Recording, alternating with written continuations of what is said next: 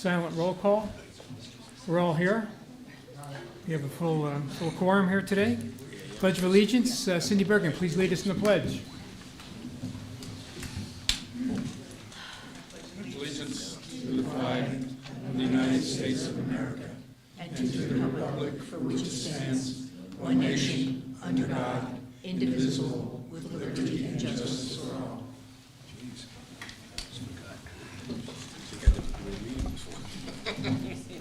And as we get started, I would just remind anyone who comes up to speak loudly into the microphone, because we have this meeting on YouTube and we record it, and we want folks at home to hear you. Consent agenda. All items listed hereunder are considered to be routine by the town council and will be enacted by one motion. There will be no separate discussion of these items unless a council member so requests, in which event the item will be removed from the consent agenda and will be discussed separately. So item 1, approval of the October 7th, 2025 Town Council regular meeting minutes. Item 2, approval of the check register report September 2025. Item 3, approval of the August 31st, 2025 combined trial balance.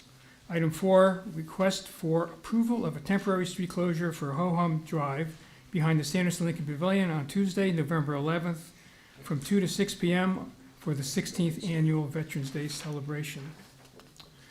Would anyone wish to pull any of these items from the consent agenda? Yes. Which one? Item 2. Okay, item 2, okay?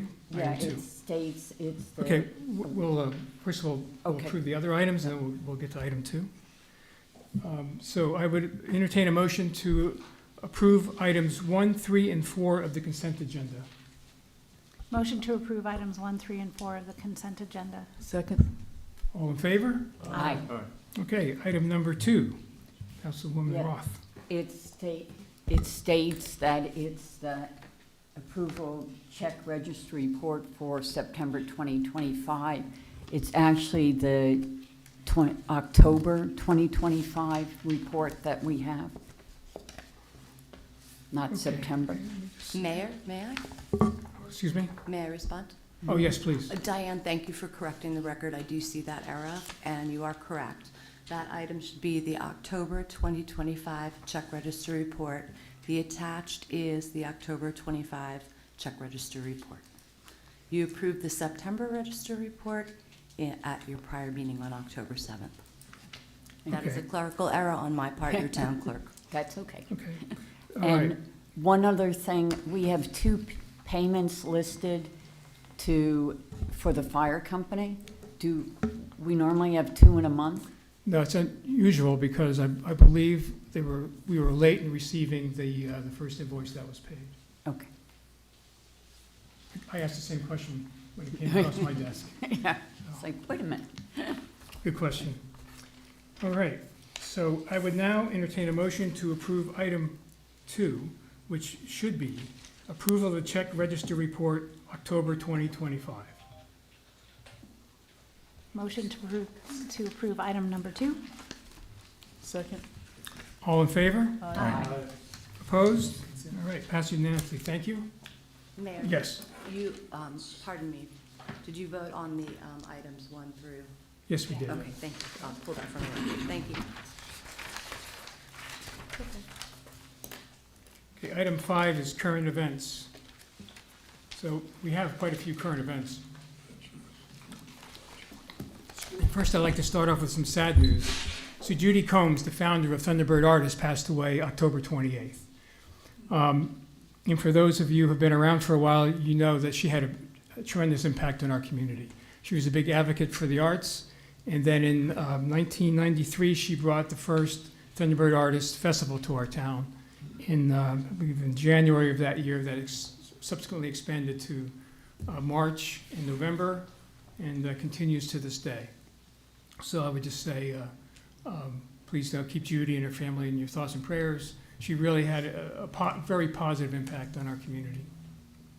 And having said that, this coming weekend, we have the 32nd Annual Fall Carefree Fine Art and Wine Festival. So that's November 7th through Sunday, November 9th. So that's where we've already approved this, but we close Easy Street and they set up their art sales booths around the town. And they'll have about 165 artists there, and they're all juried, and they're good. Next up, Carefree Conversations. So on Friday, November 14th, from 9 to 11 in the Farmers Market, I'll be there with council members Clint Miller and Colleen Skirty. So we just want to hear from folks, right? Just come out and talk to us. A great environment. I'm sure it'll be a beautiful day. So just come on out and let us know what's on your mind. Coming up on Thursday of this week, November 6th, we have our second open house to share information, just explore ideas about repurposing the town hall space, that property there. So that'll start at 4:30 to 6:30. We'll talk about that more this evening. Then on Tuesday, November 11th, we have Veterans Day. So we have a program in the pavilion from November 11th from 3 to 5 p.m. And our keynote speaker this year is someone who's really done some incredible things. He's Commander Martin Sepulveda, U.S. Army Navy Reserve, retired. He served almost 40 years. He served in Desert Storm, the Kosovo Air Campaign, 4 combat tours in Iraq, and 1 in Afghanistan. We have some other speakers, music, lots of Veterans Heritage Project and Prince of Honor kids there. It'll be a great program. So please come out for that. And we have some more flyers here on the table. You can pick one up as a reminder so you don't forget. The street resurfacing projects in Carefree Rolling Hills and Carefree Shadows is continuing. We probably have about maybe 10 days to go. We'll wrap up in Rolling Hills. So the first community is done. I've heard positive things about it, and so both the entire project will be done in about 10 days or so. On November 13th, we have Coffee with the Cops. We've done this several times at Black Mountain Coffee Shop. So MCSO is well represented. Captain Letourneau comes. It's a great opportunity to talk to them about what's going on. So it's from 8 o'clock until 10 o'clock on Thursday, November 13th. And then the following month, we do Caffeine with the Firefighter. So we did that for the first time last spring. We're going to do it again. So we have some, they were here earlier. I don't see them. Oh, there they are. Okay, great. Our Carefree firefighters are here tonight, and they'll be there on the 11th of December. We have 2 new businesses in town, and these businesses are the kind of businesses that I think we want to see here. So first is Seared Living. It's a gourmet market in the post office building on the playground side. So they're going to have a grand opening November 14th to the 15th. That's a Friday and Saturday.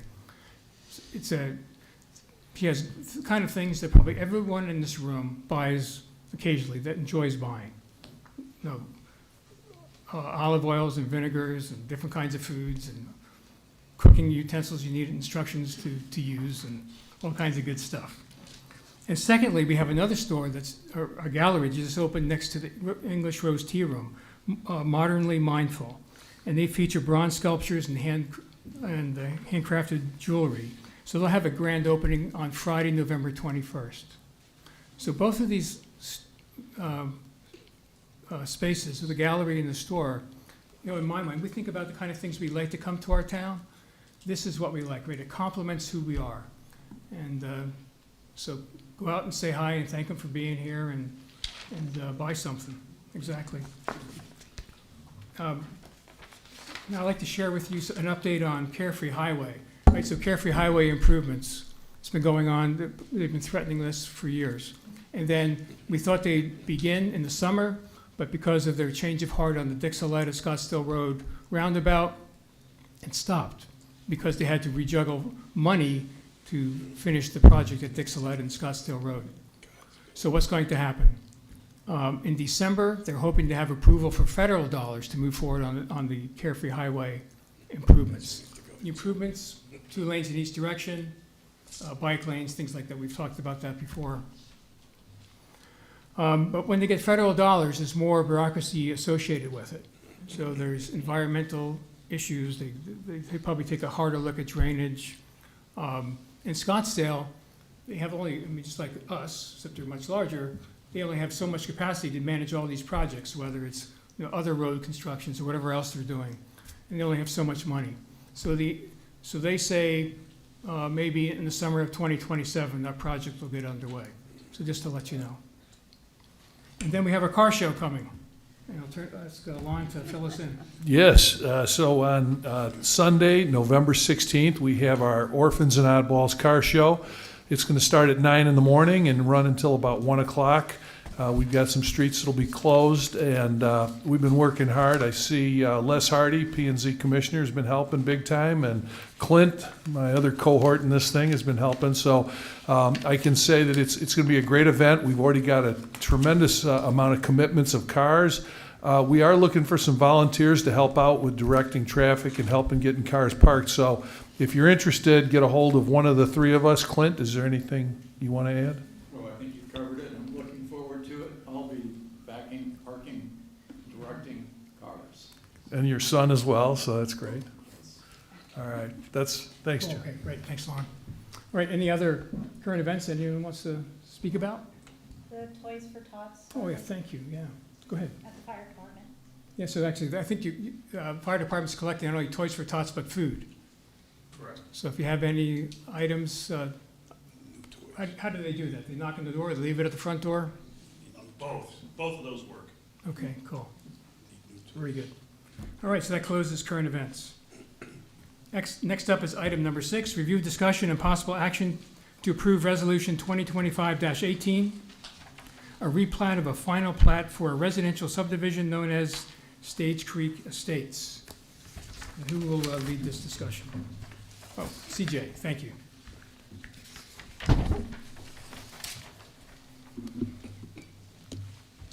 Mayor, members of council, I'm delighted to speak on this long-standing kind of keystone property development here in Carefree.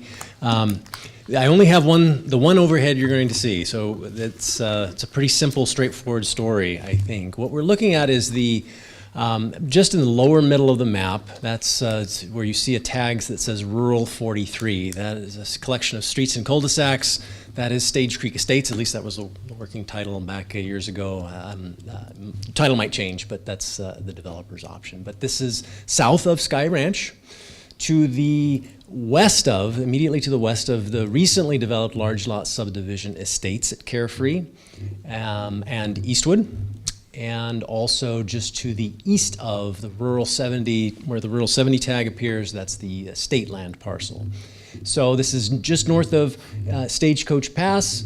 What you're looking at, the scale of this map, so between Pima Road on the right and Mule Train Road on the left, so this is a full mile. So this is a substantial piece of property. I guess it's a little over 30 acres, accessed principally off of either Stagecoach Pass or Cave Creek Road via Windmill Road. So Windmill Road is currently a paper street. It's a half-mile street, and it would be paved and opened as part of this development.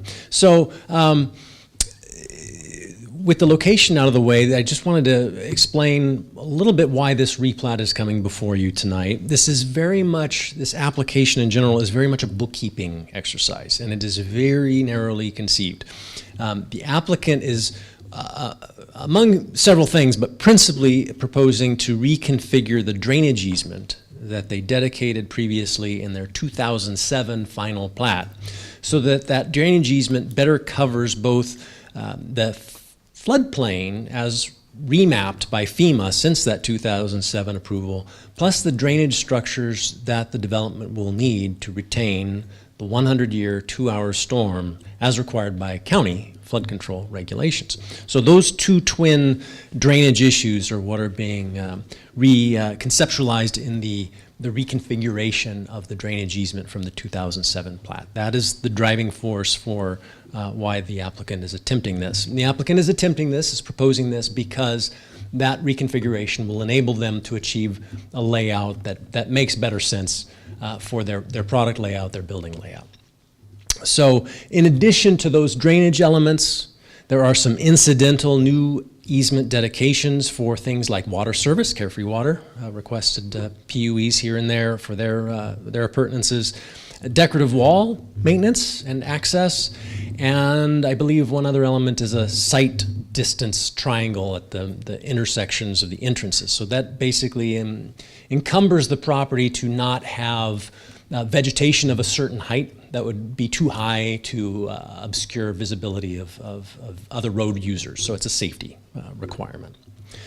So I want to stress that this subdivision is already fully entitled and has been for over 18 years. So the entitlement is not really up for debate anymore. This subdivision went through a pretty lengthy preliminary plat and final plat approval process back in 2007, in which public hearings were conducted. Approvals were made by the no longer extant subdivision committee, the Planning and Zoning Commission, and the Town Council. So those approvals were executed.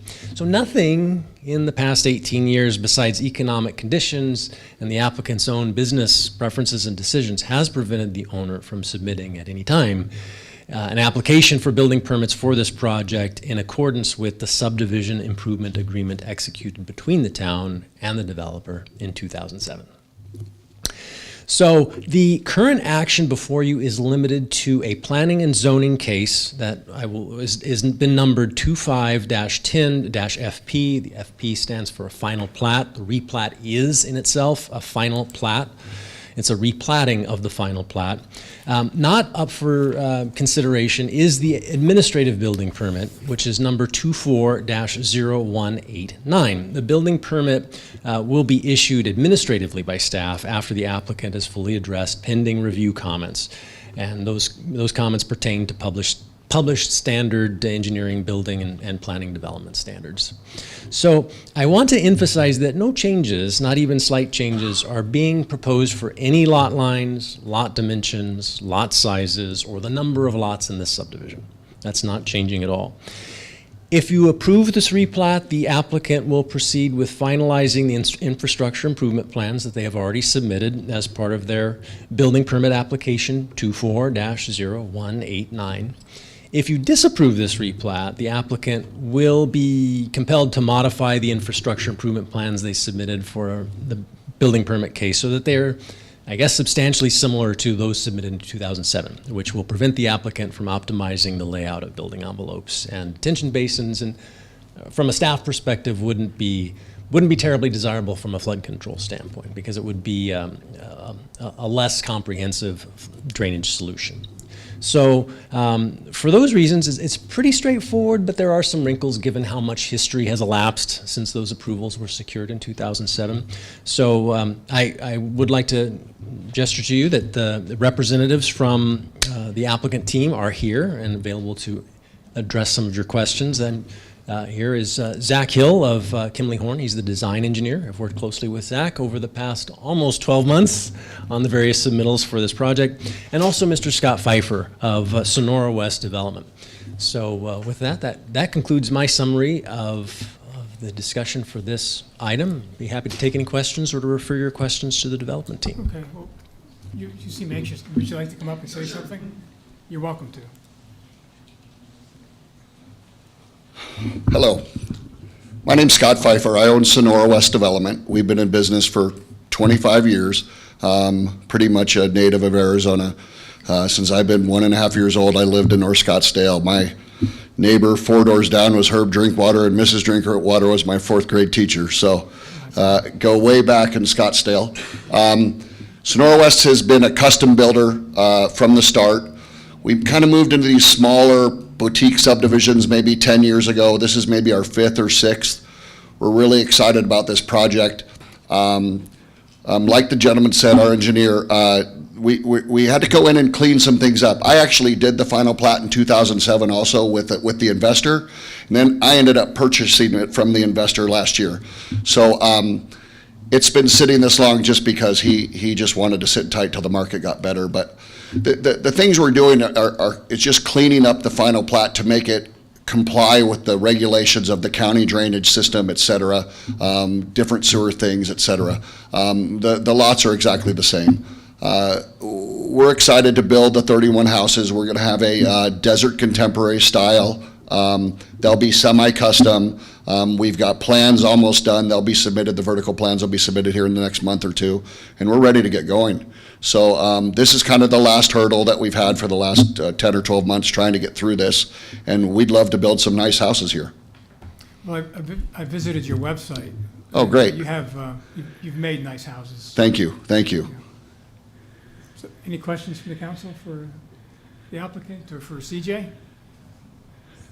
Well, I have a few comments. This property is just east of, hopefully, Carefree Park, which is all intended to be all native palette.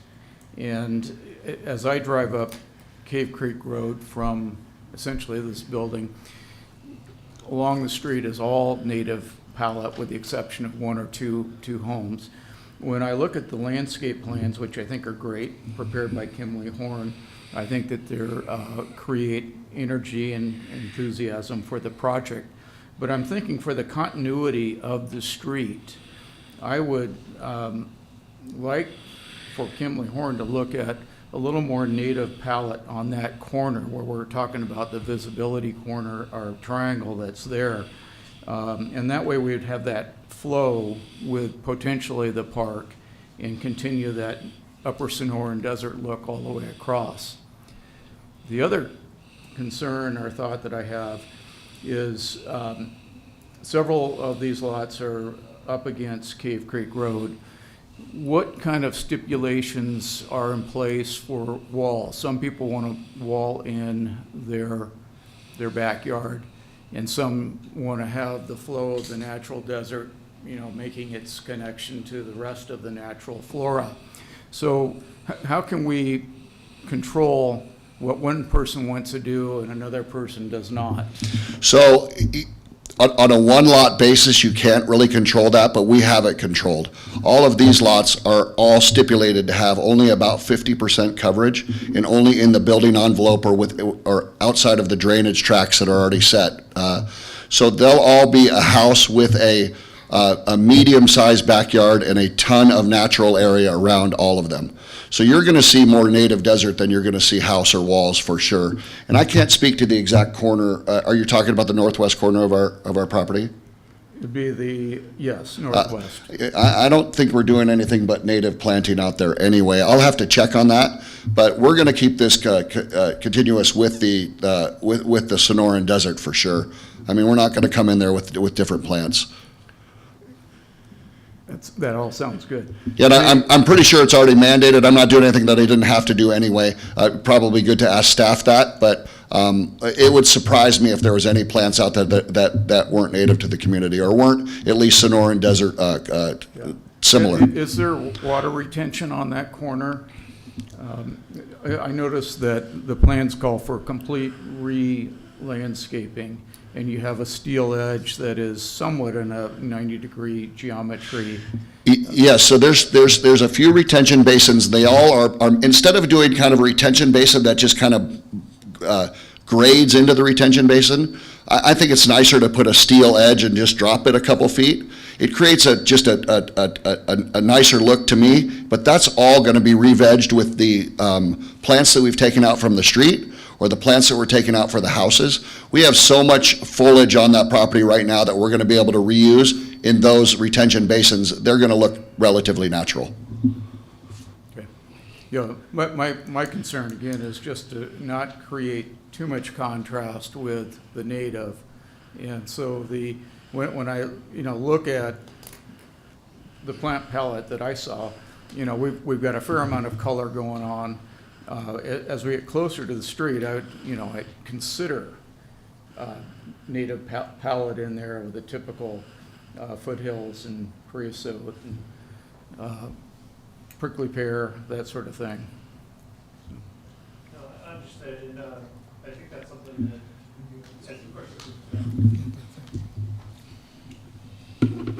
understood, and I think one of the big things with this is that this did all go through a review with staff, and there was review of the landscape plans. We're following the city guidelines on planting requirements in that area. That is kind of the sense of arrival for the project. The project does not have it has really these two main entrances, and so you've got your monumentation. We're trying to incorporate these basins to not just be an engineered hole in the ground, but to be part of that feature.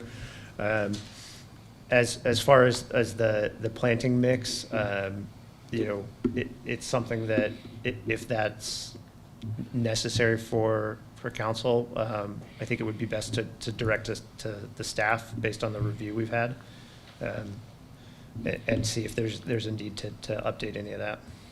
Yeah, I think that's a good, Yeah, that's a good good with suggestion. that, yes. Yeah, exactly. So you can, Councilman Miller, you speak with Stacy, Stacy Stacy, and yes. And then iron out any, let her know what you're thinking. So the other question about the walls, it's not a mass graded site, so the permit approval is for the infrastructure. Each lot will go through the town's required review for the lot, and we aren't proposing any modifications to those standards there's standards for the wall height, setbacks. As Scott said, it's a 47% lot coverage or lot disturbance and a like 20% lot coverage. So we're proposing to follow that, but each lot is reviewed individually by staff to make sure we're complying with all of those standards. Very good. Okay, yeah, good concerns. I get it. Any other comments or questions from the council? So, very good. Well, thanks for Thank joining you. us this evening. So now I would entertain a motion to approve Resolution 2025-18, resolution of the mayor and the council of the town of Carefree, Arizona, approving the replat of a residential subdivision known as Stage Creek Estates and imposing conditions upon such approval. Motion to approve Resolution 2025-18, a resolution of the mayor and council of the town of Carefree, Arizona, approving the replat of a residential subdivision known as Stage Creek Estates and imposing conditions upon such approval. Second. Okay, I think we have a second from the vice mayor. All in favor? Aye. Opposed? Passes unanimously. Okay, great, thank you. Look forward to getting started. Great. We're ready.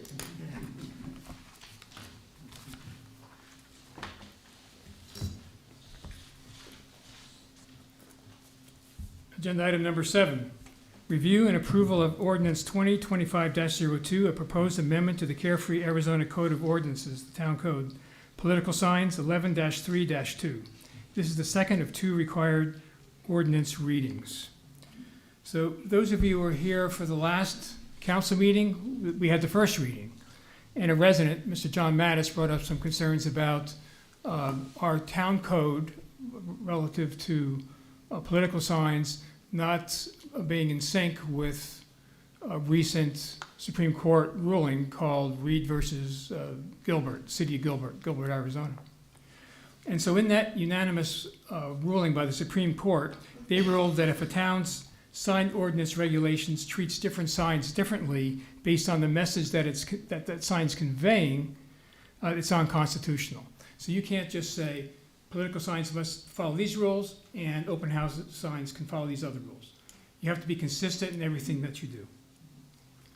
So the court held that a law that is content-based, right, political versus something else, if you need to read the message, determine how to regulate it, it's content-based.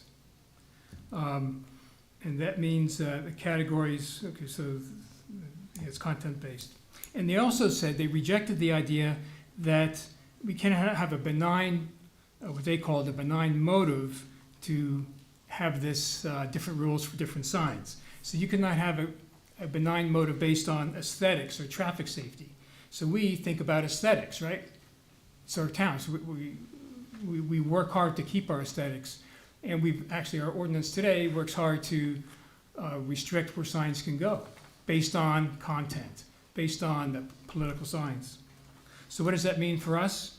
It means our current ordinance is not in sync with the Supreme Court ruling. And so even though we comply with the state law, we do not comply with the Supreme Court. We need to change the code. Oh, yeah, we comply with the state law, but the state law does not comply, correct, thank you very much, does not comply with the Supreme Court. So what I would suggest is that we postpone this agenda item. And just looking ahead, we have a contract with Michael Baker and Associates to review our zoning code, and this is part of the zoning code. So when we get to that stage, we're going to update our code accordingly to be in sync with the law of the land, the Supreme Court ruling.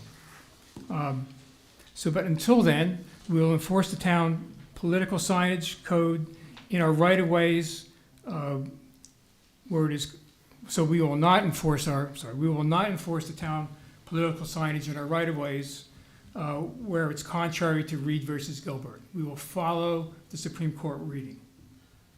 And then looking ahead to the next election cycle, we're gonna have signs where we've never had signs before, right? We're gonna have signs on Tom Darlington, you look in the ordinance, Tom Darlington and Cave Creek Road, Mule Train, Tranquil Trail, Stagecoach Pass. But it's the law, and we just have to live with the law.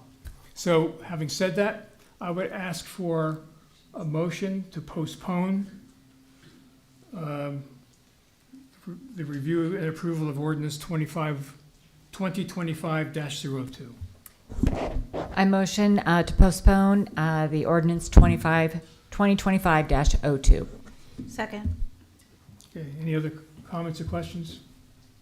Hearing none, all in favor? Aye. Opposed? Passed unanimously, thank you. Item number 8, economic development update, Mr. Probopek.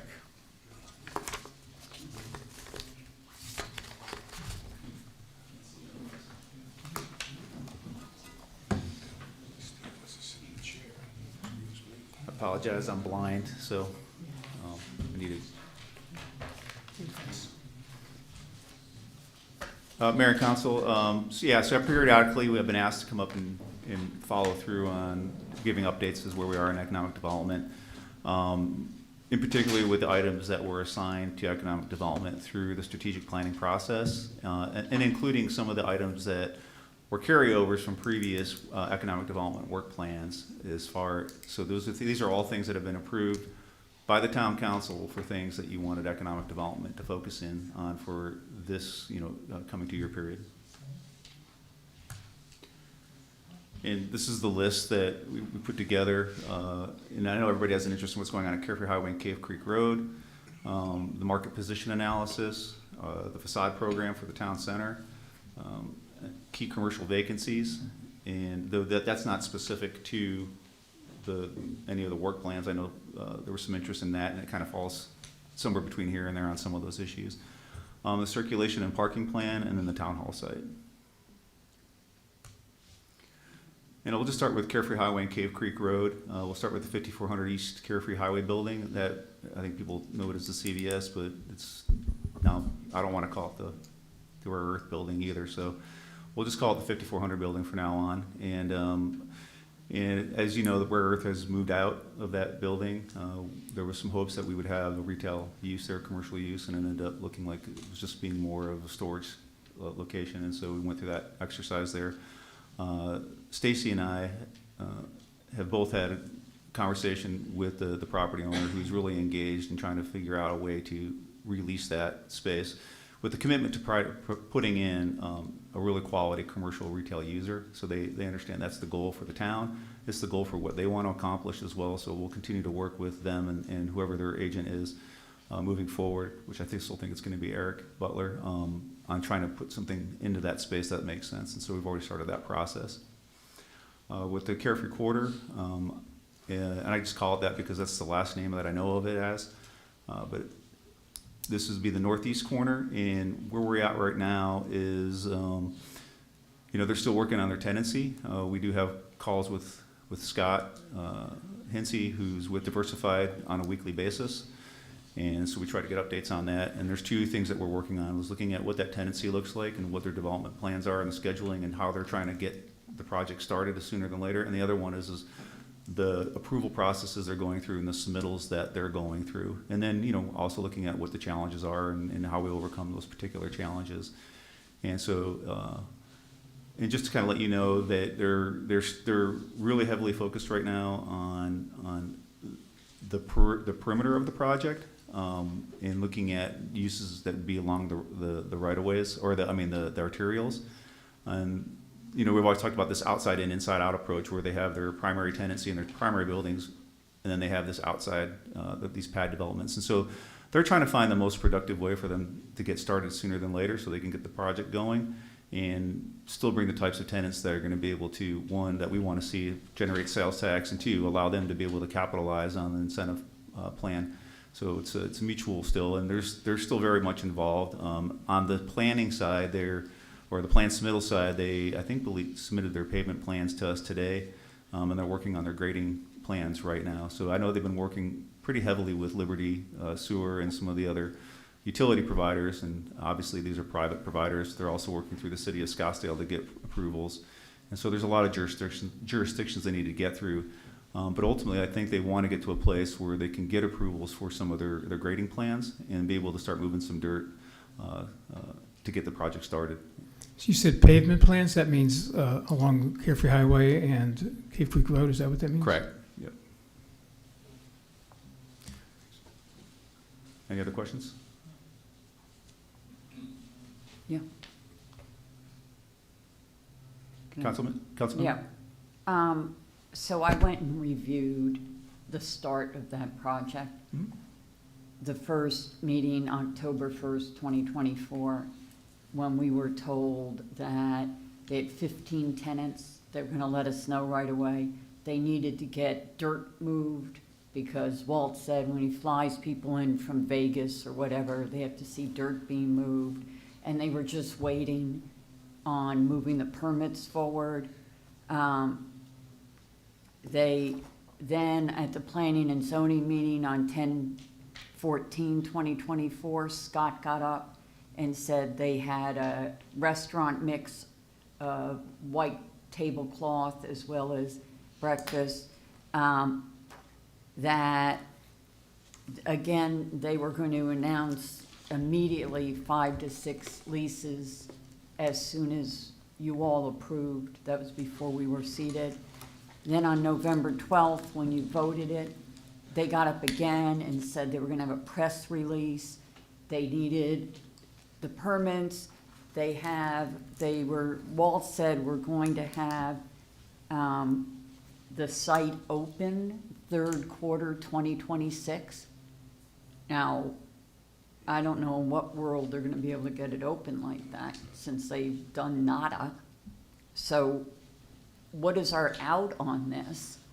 And, you know, all we've heard from them is we need dirt work, are we holding up the permits? Is it us that have not supplied them with the permits?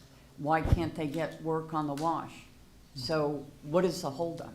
Yeah, Or they don't have tenants, so they're just not going forward? Yeah, Mayor, Council, obviously everything's subject to a market, and that's the way retail markets work. So I can't tell you, I don't speak for them and what they're. Why aren't they here? Why aren't they? Because they're not here. And the way I look at it is, it's a private site. We are putting our best foot forward to try to help that site. So you ask what our out is, what's the in, right? We're not, this doesn't cost us anything, right? So Except time. Right, We're but not getting. But we're working with the property owner, so we don't control property owners. And for us to be able to go in there and say, property owner, you need to do this or you need to get out, that's ridiculous. I mean, we can't do that. And so we're beholden to who we're working with. And we're working with a partnership of the property owner and a developer they brought in who was willing to try to build something in our community that's going to help provide us the services and the revenue that we're looking to get and build the project. And to be honest with you, they don't have to. They can come in and they don't have to build retail. So we're working cooperatively with the property owner who is heavily invested into this site. And we're making our best effort. They're making their best efforts to try to make this move forward. And when they have something to announce and they're working in a competitive marketplace, particularly with properties across the street, down the street, in and around for a tenant market that's shrinking because of the economy, it's just the way life is. And so we're patiently working with them. When we get suggestions from council or we get suggestions from the community, we provide them for tenancy. For them to get started though, for them to be able to, there's two ways to go about doing it. And one is, and they're trying feverishly to try to get one or the other, which is a way for them to get started on the exterior of the site, or they can get started on the interior of the site. And to get the interior, they're going to need, to meet some requirements for an anchor tenant. Them getting, I think, the smaller tenants, the inline tenants isn't a problem. It's anchor tenancy right now is difficult for just about everybody. And when we look at the exterior component of what's going on, it's a lot easier for them to be able to find pad users. So I think they're diligently working on trying to bring the right mix to the site, and we'll just keep working with them on what's going to help be productive. And I think it's fair to say we're not holding up the permits. In fact, we just got the permits. Correct. We're not holding anything up. So I think it's important to, from my perspective, to point out at the very beginning here is that I wanted to make sure that we were doing everything we could in order to get this project moving forward. So I didn't want us to be holding it up by waiting another month or 2 months. I wanted to make sure that we were doing everything we could to get this started. So then that means that the ball was then transferred to their court, and they are, as Steve was mentioning, they are the ones that are in charge now, and under the contract, they have certain performance targets, and that is their obligation. If they don't make it, then we have a discussion. right. But And that's- Councilmember, that's where I was going to try to go next is that there are dates within the agreement that they have to hit. If they don't hit those dates, or it looks like they're going to be outside of those dates because of just, when you start putting together how long it's going to take to build something, they're going to probably have to look to come back and have another conversation with the town council. And at that point, you'll be able to make a decision on how you want to move forward with whatever it is they propose to do or whatever they're looking to do. Whatever is in the best interest of the community. So that's all we can do is just bring back to you, if that does happen, bring back to you and give you that opportunity to weigh in on that. But you had, the contract says they must build 60,000 square feet by December 31st, 2026. That was when they had the 2 lots, the 2 sites. So have you reduced that, or are they still with 60,000 square feet and they're only developing A zone now? So whatever's in Not the, doing B? yeah, council member, whatever's in the contract is what's in the contract. We can't change anything. So But have they asked for a change since they've cut in half they haven't asked. what they were developing? They haven't asked for anything to change at this point. And I think the understanding is that they're going to probably ask for a change, something in this hand, you're going to probably want to see something in the other hand, right? And I think that's what they're looking to do, if they get to that place.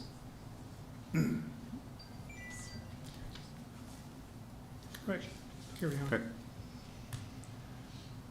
Market position analysis. Again, this was approved through the town council strategic planning process. And this actually really came about when we first started talking to some of the top retailers within the community who had a concern about where we were headed for tenancy, the look and feel of the town. We can kind of call it branding, but it's really where do we fit in the market space? What types of customers are coming to the town? Where do we want to be when we grow up, and how do we want to be sustainable? So they were talking about the concept of bringing in, and tapping in more into the desert mountain and the wealth that's within the area and the market within the area. And we try to start looking at it. That was the impetus for kind of looking at this, because we want to retain some of our better retailers. And so when they talk, you kind of listen. And so what we did is we took this through the process. We've been talking about this through the Economic Development Advisory Board. And we did put through the budget to hire a consultant. I think we had like $19,000, $20,000 attributed towards that. We were able to actually engage this company called Evolve Ventures, who were recommended to us by both Gilbert and Surprise, who used them for a very similar process when they were looking at commercial retail sites. They came with exceptional background references and a really deep resume for this stuff. And so they, in August, provided us a proposal, and the proposal came in actually right around $12,500. And so while we were trying to get things moving forward, we ended up, the mayor ended up just executing that particular contract to get moving forward. It seemed to make a lot of sense. And so they currently are conducting stakeholder interviews. And really the outcome of all we're trying to do here is when we look at our market competitive position is, and I've talked about this before, we're in an area that at one point was far detached from the greater Phoenix Metroplex, right? Carefree was kind of its own thing. we're now kind of a suburb of north of Scottsdale, Phoenix, and it's really become, and you look at so many other things that have been developed between here and there that compete for retail traffic, for destination retail traffic, whether it's DC Ranch or Desert Ridge. There's a lot of other places that we look at, and even with Cave Creek, right? And so the key is always trying to focus on, when we look at, we don't own the town center, but it's intrinsic to the town. And so we treat it like it's one of our assets. And so we always have to think about that as an asset. Are we hitting on all cylinders? And this is part where we look at how do we fit into that particular marketplace. So people understand it. It's not, I hate to use the term branding because it's not a branding exercise. It really is where we fit in this position. And it's a competitive thing. And we're looking at, how do we look at commercial rates for rental rates, the tenant mix that we have for the town and the town center. Does it make sense? And then who are the markets that we're really trying to tap? And one of the markets that we always hear that we're not really hitting well is our own 3,800 people here who don't feel like the town center really is built for them. And so Evolve, they were looking at various different stakeholders, including meeting with all the council members and having a discussion with them, all of the EDAB P&Z members, a list of top businesses and all the property owners within the Easy Street circle. They're meeting with Savannah and the Hampton.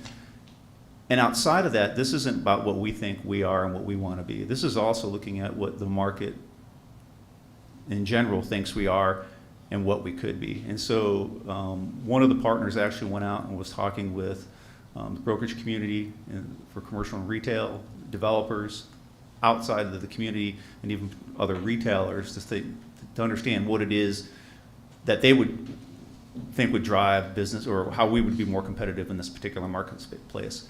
And so at the end of the day, what they're going to come back with is they're also reviewing all the information and documentation that we've had as well as it relates to the town center. And they're going to broaden it a little bit and looking at, when we talk about town center, like the ACE space and the northeast, the Carefree Highway and Cave Creek Road, how that fits into all of this as well. That's part of the scope of work that we put together. But it really is going to be focused on this brand here, this position here. And so they've done most of the data collection. They've done a lot of the stakeholder interviews. We're scheduled to now go to the Economic Development Advisory Board next week on Monday. So if anybody wants to come in and listen into what their presentation is, they're more than welcome to come in and listen in to see what those results are. This isn't the final report. This is more of just a download and then an interactive workshop with the Economic Development Advisory Board. And then from there, they'll put the final report together and we'll bring that to council, depending on how schedules look, because I know agendas can get full. Either we'll do that in December or January. Any questions? Just what time is that meeting on 11/10? So the meetings for P&Z starts at 4. The EDAB meetings usually start 4:15, 4:30. So depending on how long that the P&Z meeting, if there's a P&Z meeting going to be scheduled at all. So.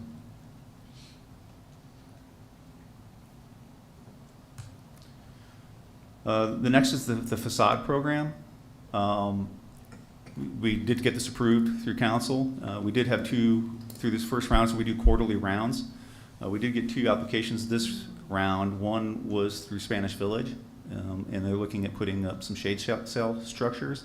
The shades. So when we look at the program was to not only improve potentially how these places look, but also include the commercial viability, usability, and sustainability, and increase sales tax revenue. And so when we looked at this project here, it would allow them better utilization of the patio space for Keelers, as well as during the daytime allowing patrons to be able to go through in and out of Spanish Village with a lot more shade. So it'll extend the amount of time that the patio can be used throughout the season, as well as, really kind of allows for a better experience at one of our key retail locations. And so this particular project will end up utilizing, it's an expensive project, so it'll probably go through the full $15,000. for that particular project. The other one was for 100 Easy Street, and they looked at some signage and some improvements to the asphalt for their parking lot. But that's probably going to get kicked into this next quarter. So we'll keep working on the project and keep promoting it.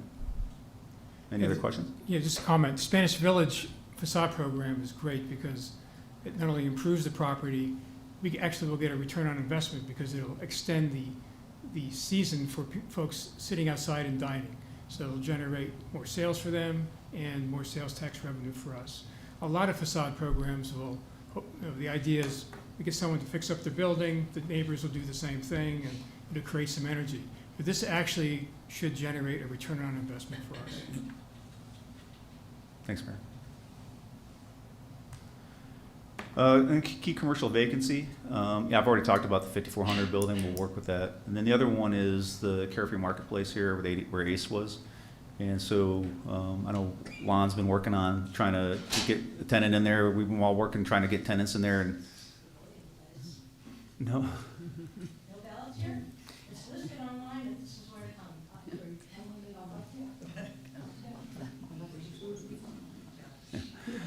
Yeah, thank you, Mayor. You know, thanks, Steve, for saying that, because I think that, you know, when you talk about the people in this town that want to utilize this town, I think having a hardware store is so important. Yep. And I know that Mayor Crane has helped me as well. We've written letters. We've actually got some good contacts with True Value now. Good. And I'm working with some PR folks to help us get to the next level. So it's kind of a grassroots effort, but we need, you know, we may even go around and ask for support from all the residents, saying, hey, we'd love to have a hardware store back. So stay tuned, but we're working on that. So thanks for bringing it up. Yeah, Mayor and Councilman, and great. And that's the great thing about working in a small community. You know, it's everybody's stretched thin on the staff side, and we're all trying to do whatever we can. But to have a council that works, you know, and I've said it before, you know, with Councilman Miller working on the aesthetics for the town center and the landscaping. I mean, it's just, you know, Cheryl has worked, you know, on marketing for a very long time, and you know, all of you are very active and engaged. I just think it's great, and Councilman Johnson, I mean, I really appreciate your effort and pushing me too. You know, you push me pretty hard, and so I feel confident. You know, we've been working with. It's an unusual circumstance there because ACE still has a lease on that space, and so it's a 2-year sublease, and it's tricky to find somebody who's going to come in and put a bunch of tenant improvements in a space where they only have a 2-year sublease. So we'll also work with the building owner, and maybe there's an opportunity to work with them, and maybe potentially put a different tenant in there with a new lease. So those are the things that we'll focus on. But we did talk with the other tenants in that building and try to get an idea of like what would be a highest and best use for them. And home goods, hardware, anything, because if you look in there, we already have a lot of home goods, and to find something that would be compatible with that would be, I think, a home run for us.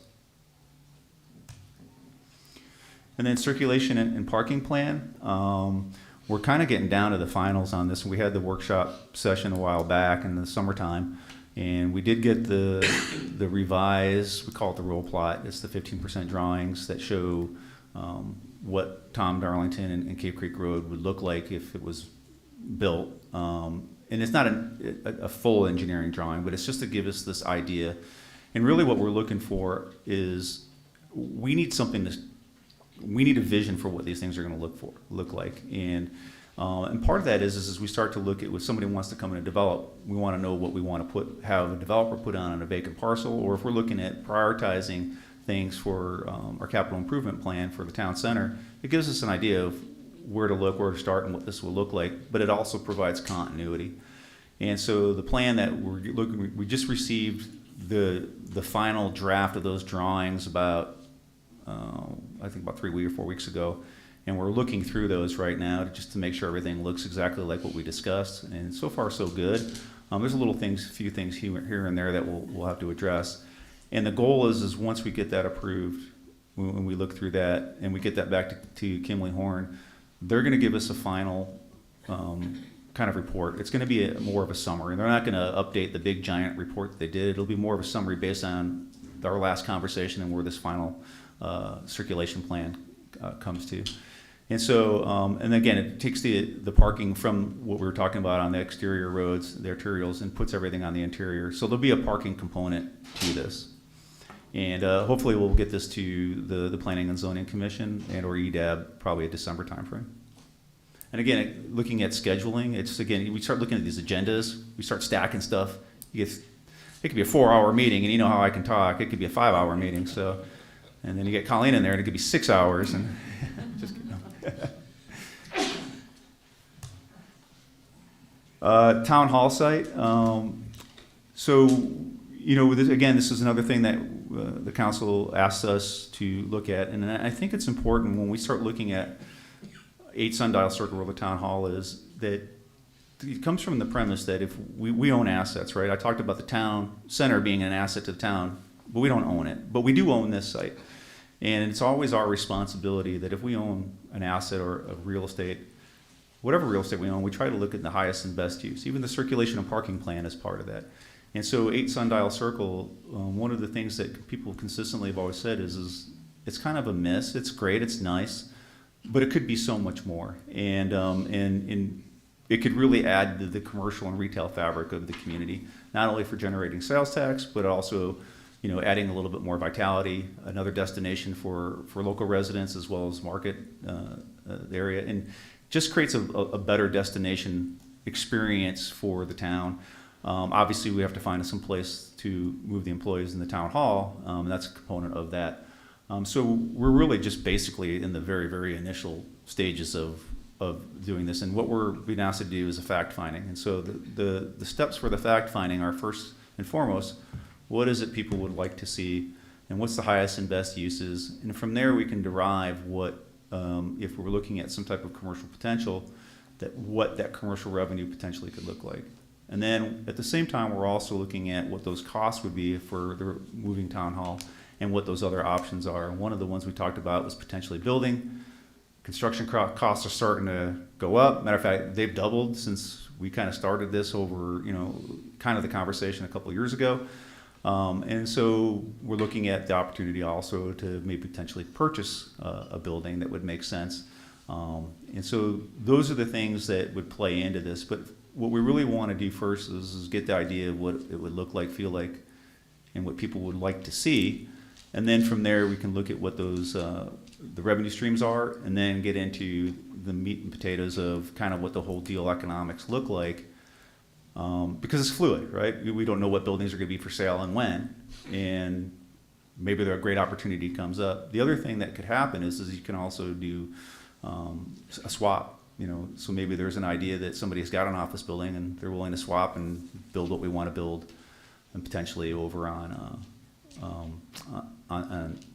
where the town hall site is. So there's a lot of things we just need to evaluate. But I just wanted to let you guys know there's no decision being made. There's no you know, we're not asking for an approval. We're really just trying in a fact finding. And what we want to do at the end of the day is bring all this information back through the EDAP process into the council at some point. You know, hopefully, we're looking probably in winter, early winter, you know, January, February of 2026, where we can get through all this information and try to put together some idea of what we would look to do. And then from there, you make that decision.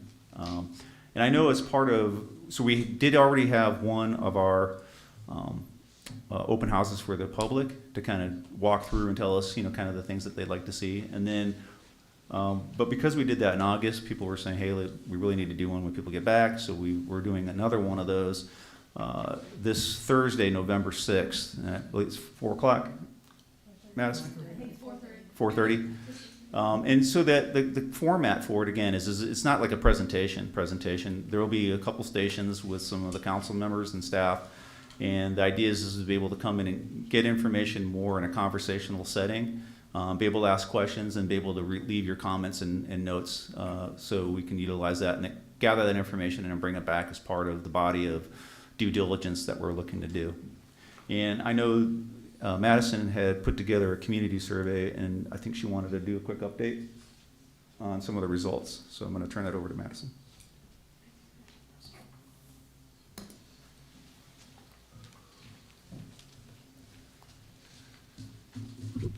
Always taller people than me up here usually.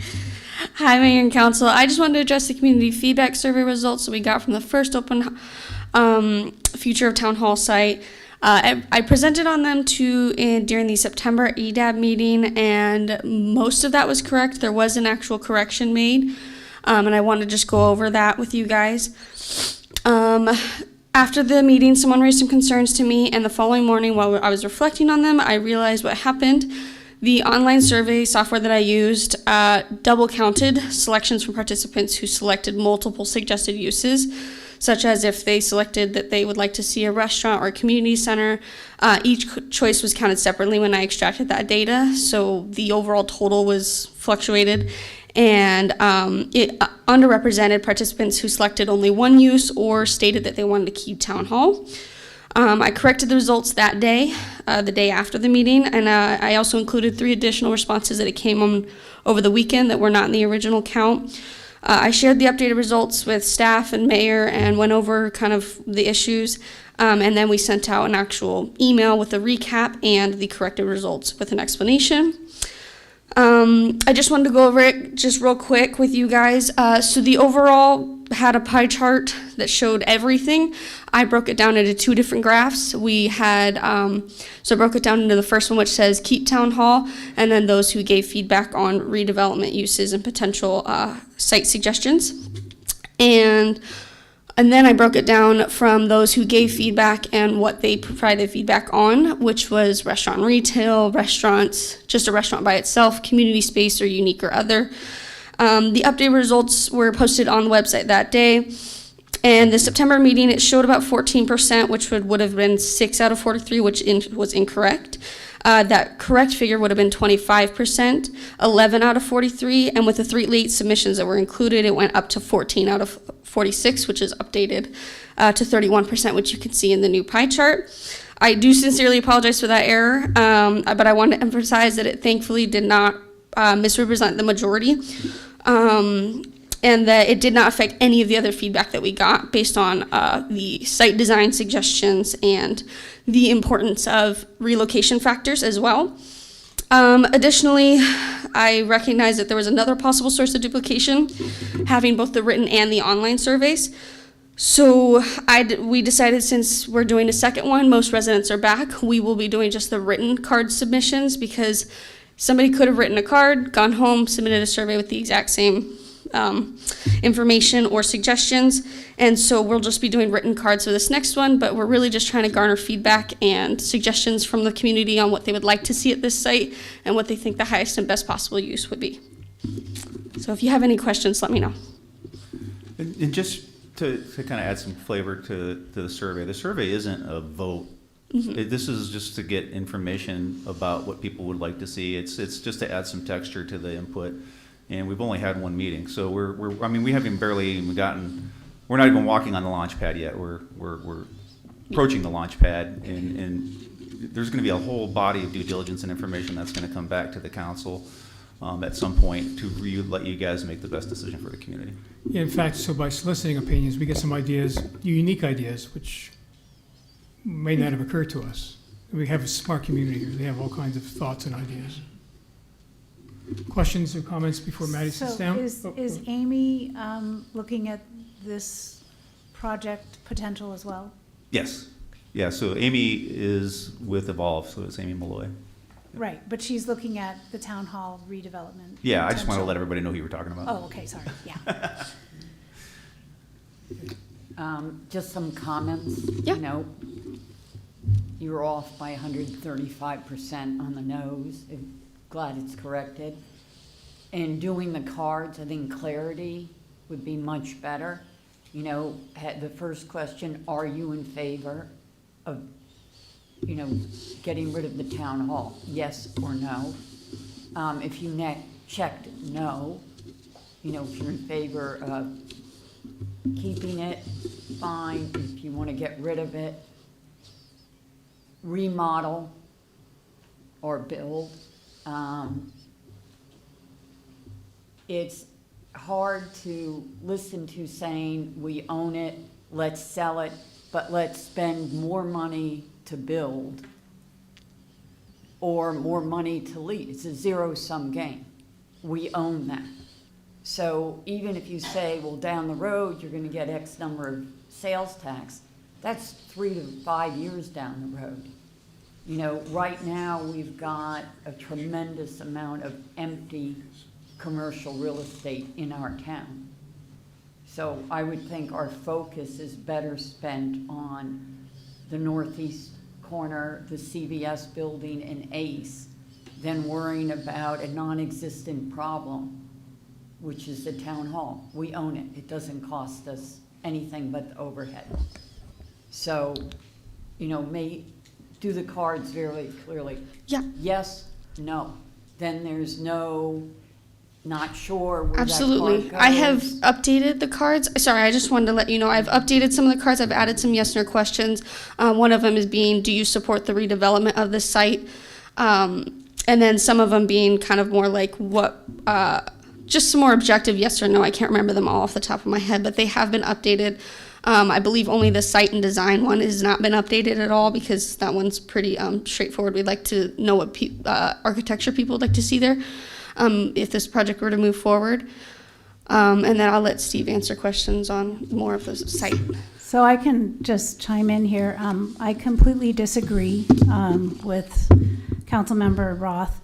I think that it's important for us to start somewhere and look at what our options are. We can do more than one thing at a time, and we're all participating in this. We're not just laying this on Steve to do it. We're helping to get the ideas and look at what our options are. And I think that because this is one piece of prime real estate in our community that is street facing to Cave Creek, so it can be an entrance iconic building that draws the eye in to see the rest of the gem that's within our confines that are not visible from the street. I think that's very important. And we can monetize that prime piece of real estate and move the town hall to some place that's not as front facing. And so just exploring the options makes sense to just start and move forward and not just wait because it's a zero-sum game. It's not a zero-sum game. We don't know yet what it is, but it's worth looking at the options. And I would try to understand why you think we have a lot of commercial space that's empty in our town. Are you talking about like the northeast corner? But in our town center, that's not the case. Ace Hardware is part of our town center, and that's empty. Okay, so that's one, You know, one place. CVS is the entrance to our town. Not That's really. empty. We haven't built the northeast corner. We'll That's have- sitting empty. Okay, so can we just delineate between our town center and Cave Creek and Carefree Highway? Those are separate entities. They are part of our town, but we're talking about our town center right now. I would like to just kind of chime in on kind of what you're saying, Councilmember Amoroso. We can do more than one thing at a time. And I think that it is really important because you have different developers out there, right? So maybe there's a developer that would work for, you know, the town hall site, but wouldn't work for something else. So I think that us exposing ourselves to all of the different people, all the different options, investigating everything, doesn't mean we're doing everything at the same time, but why not investigate, right? It doesn't hurt, it doesn't cost. We see what the residents would like, what the residents would not like, and just putting it out there. So I think it's smart for us to create vision for our town and a plan, and maybe it's 2 years, it's 5 years, it's 10 years, but we can't just do nothing, sit here and work on one thing, wait for that to be done, and okay, now we're gonna go to the next thing. So I think we just have to be multi-focused. Go ahead. I was Go going to ahead, say, Vice Mayor. Colleen, I think you're absolutely right. And there's no reason to sit and wait. We can start working now, and maybe something will start happening in 3 or 6 months, and maybe it won't be the big thing, but a smaller thing. And as we start looking at all the options, something's going to click. But we can't just sit here and go, oh, we don't have anything to do. I mean, there are a lot of opportunities, and for me, one of the great things about that space is its proximity to the Hampton Inn. And I think Gary at one time was talking about having a restaurant that also had a use between the two buildings that could be a restaurant, it could be a venue for music, it could be a bar. So there are a lot of opportunities, and we just need to not be constrained by one or two things. And we just should start moving ahead and see, beating the bushes. I would just add one thing. So if I've learned nothing else, it's that nothing happens as quick as you like it to happen. Nothing. Either because they just take a long time, or they don't happen at all, or things that you didn't see coming blindside you and knock you off the rails. So if you do things in series, or just you have a handful of things going on, there's a good chance none of them are going to happen. I can tell you, the northeast corner's been vacant since the beginning of time. The CVS building's been empty for a couple of years maybe. Things take a long time, and things are going to happen that you don't foresee. They're going to hold you up, and so the more oars you have in the water, the better. And hopefully something's going to work. We may go through this exercise and find that it doesn't work. You might, but if you don't go through the exercise, you'll never know. I agree with you, Mayor, but I'm also saying that let's listen to the residents.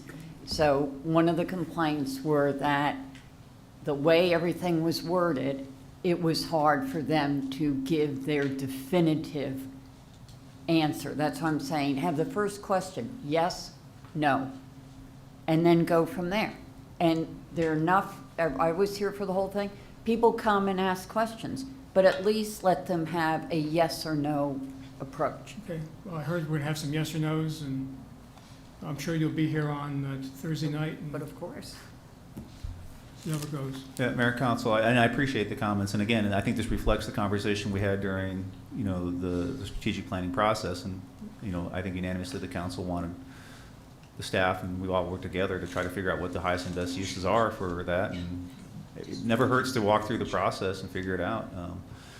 Because I've already seen, if we don't, to your point, we don't do it, 24 months from now, you're gonna go, man, why didn't we do that? We missed out on a great opportunity. And that's what we're here to do, is just try to figure it out. I'd just like to kind of sum up. I hear both sides of this, and I feel your pain in a way, Steve, because I see now, we don't own the building, and we're at the mercy of the landlord, we're at the mercy of the lease that's out there, we're at the mercy of the property owners, and I get all that.